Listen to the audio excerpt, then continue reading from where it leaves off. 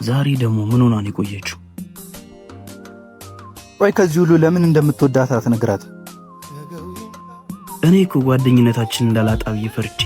እውነቱን ተናግረህ የመሸበት ብታድር ነው የሚሻልህ።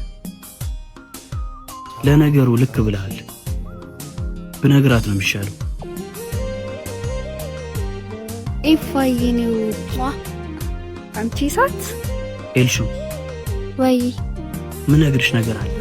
ምንድነው?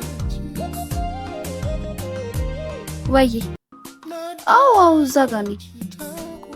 እሺ ይቅርታ፣ ምን ነበር ያልከኝ? ኢፋዬ እንትን ይቅርታ መጣሁ።